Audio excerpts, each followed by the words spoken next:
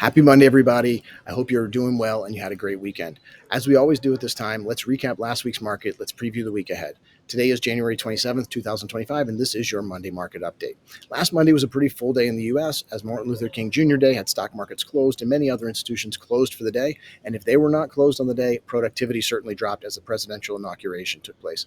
Markets opened again on Tuesday, and the U.S. equity markets extended its rally from the week prior as optimism surrounding President Trump's pro-growth policy focuses, including major investments in AI and energy sectors, buoyed investors and sentiment. The absence of immediate tariff actions further reduced market concerns. Major indices gapped higher at the open, supported by Trump's executive orders prioritizing AI investment and oil and gas production, thus driven by strong performances in those stocks. There was no significant eco data, and there was a mixed treasury auction that we know that those have made markets move before, not so much this time. Positive earnings from consumer staples giant Procter & Gamble and healthcare leader Johnson & Johnson contributed to the upbeat sentiment. European and Asian markets, they echoed the positive sentiment with notable strength in Japan's Nikkei, which rose over 1.5%.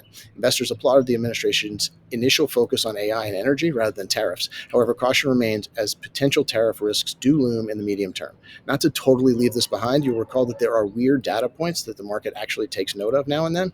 On the inflation news front, a better than expected New Zealand CPI release added to the global narrative of easing inflation concerns. Yes, we're now talking about New Zealand CPI. Dow Jones Industrial Average closed up 1.25%, S&P up over up over 0.75%, and the Nasdaq Composite up about 1.5%. Rally rolled on Wednesday, fueled by strong earnings from Netflix and renewed enthusiasm for AI investments following the White House Stargate investments. That's the $500 billion AI infrastructure project with headliners NVIDIA, Oracle, OpenAI, and SoftBank. Tech stocks led the charge. Netflix surge actually up 14% on the day on record subscriber growth, and the broader market benefited from optimism about AI-related initiatives. With no major eco reports, markets focused on earnings and policy developments. You know that I keep saying that growth is one of the biggest risks, while earnings from the tech and consumer staple sectors reassured investors about consumer health and corporate growth for now. Add fuel to the fire, the announcement of the Stargate AI initiative provided a fresh catalyst for tech stocks, reversing their underperformance that they've had earlier in 2025. Dow Jones Industrial Average up 1/3%, S&P up over 0.5%, and the Nasdaq Composite up 1.25%. Thursday saw the S&P 500 close at a new record high, propelled by pro-growth policy announcements and better than expected jobless claims data. President Trump's comments on lowering oil prices and interest rates further fueled optimism. On the labor watch, jobless claims came in slightly above expectations but remained historically low. Continuing claims reached a multi-year high, raising some concerns about labor market strength. Keep an eye on this. I mention it a lot. I also think that soon the Rainbows and Unicorn Group, they're going to start to do to this stat what they did to the JOLTS. That's the faulty data collection process. We'll see how that goes. Continuing claims at highs with the claims data does say that companies are not laying off in mass, but they're not hiring either.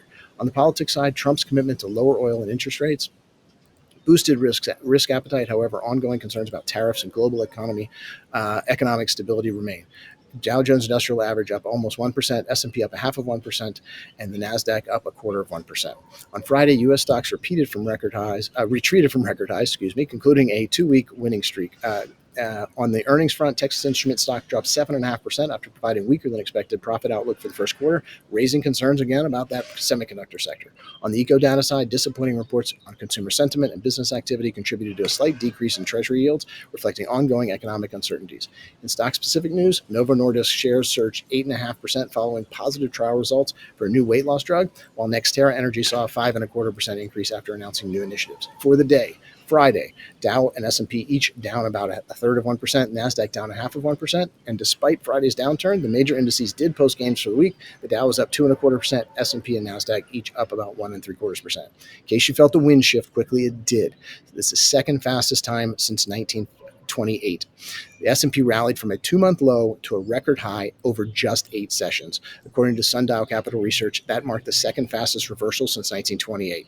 I remain constructive and optimistic on the market and vigilant nonetheless. This week, and pretty much since the election, and more so since the inauguration, the market has reacted to everything that the administration says. Act first, ask questions later. Sure, politics and geopolitics, those remain number 2 and number 3 for me. Risk number 1, still about valuations. On those down days, pay attention. You get those news people to really tell you their fears. The other days, they will never admit that valuations are stretched. They are stretched, but that doesn't mean they will not get stretched further.